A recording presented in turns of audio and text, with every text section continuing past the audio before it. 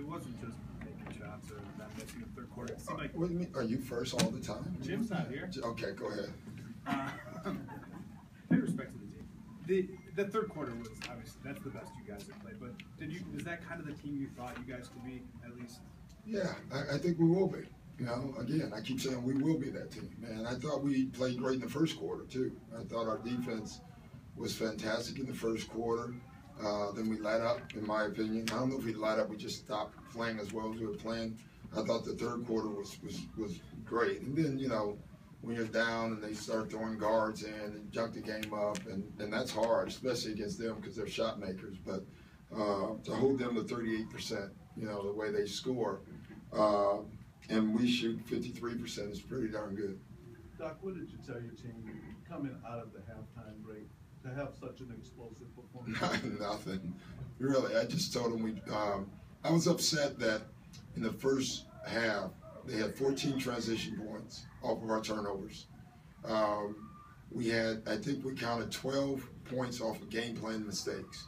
You know, an example, instead of shooting the gap, we locked and trail and guys scores. Instead of being on the body, we get off the body, they make a three. And so those are the things that we pointed out that, you know, I think they were shooting 42% at halftime.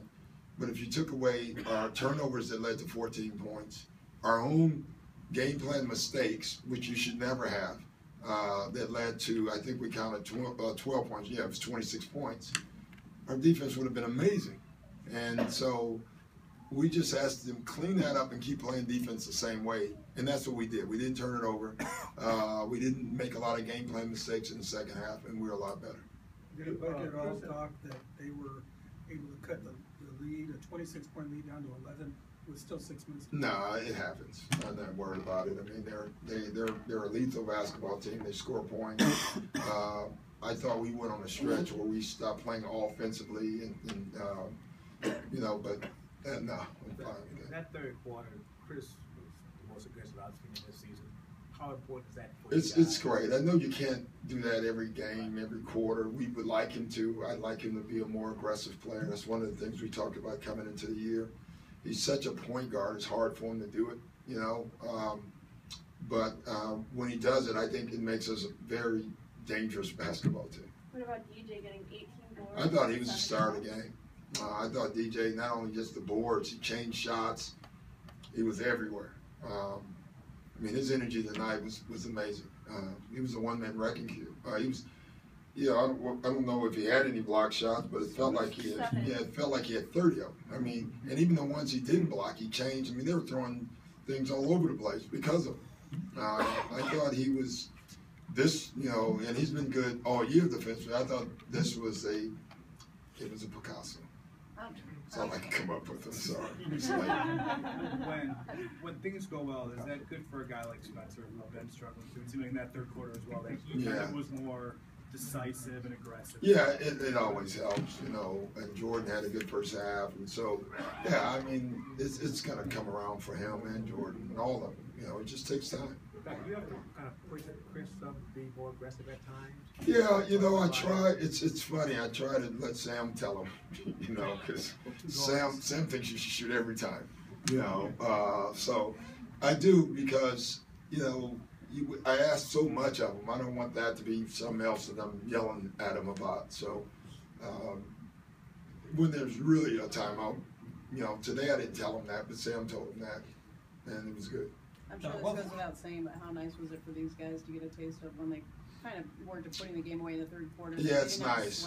Yeah, it's nice. You know, it's in us. We know it. I feel it coming. I do. And, you know, it's good because we're going on the road. So we better be ready to play. What was the thought process behind bringing starters back late in the game, such a big lead?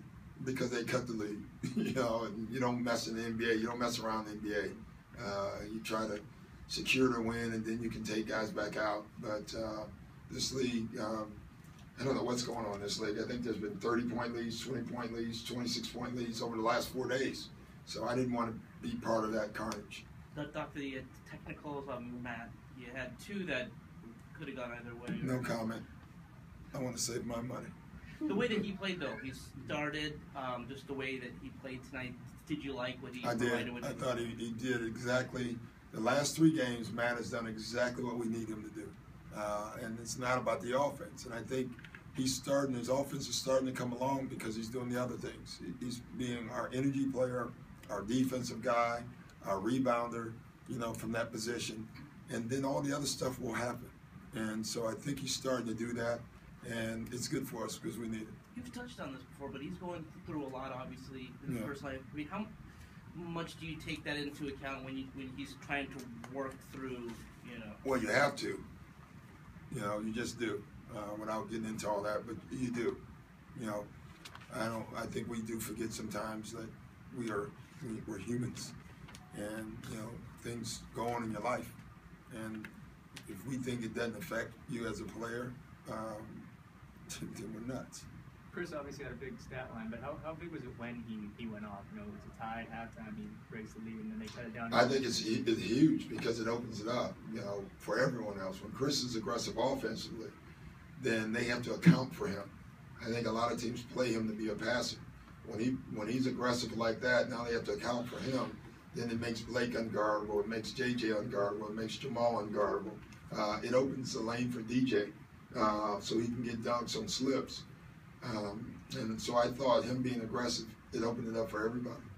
Now, Phoenix's last preparation for Monday, as you've had this impressive win with Chicago coming in and they lost tonight. So what are your thoughts on that matchup? I haven't thought about it much. I'm just thinking about dinner tomorrow with Tibbs that he's going to pay for. And other than that, I haven't thought much about it. I'll think about it all day tomorrow. In Phoenix's 5 wins, either Isaiah Thomas or Gerald Green has led them in scoring. Yes. And even though Green had 26 tonight, how big was it that neither of them had a point in the first 16 and a half? Well, it's what got us the lead. I mean, it's funny. Their stat really, and I said it before the game, in their wins, Isaiah Thomas averages 22 and Gerald averages 17. And their losses is 8 and 9. In the first half, neither one of them really got going. And then in the third quarter, especially, then we got the lead. Now, they got all their points in the fourth, so that's fine. But I thought we did our job on them. They're both very difficult guys to guard. Talk about Spencer hit a couple big threes. About him spreading the floor and you Yeah. for DJ and Blake. Yeah, it's big for us. It's one of the reasons we brought him in. We need him to do other stuff too, but I think it was good that he got going a little bit, stretching the floor. He's such a threat. A range shooting 4 is tough. A range shooting 5 is impossible. And when he's in at the 5, it really puts him in a bind. A lot of teams, especially when he's making shots like that. You guys shot 43 free throws today. Did you notice more aggression offensively? Yeah, our game plan was to attack the paint, and we did that. Guys, goodbye.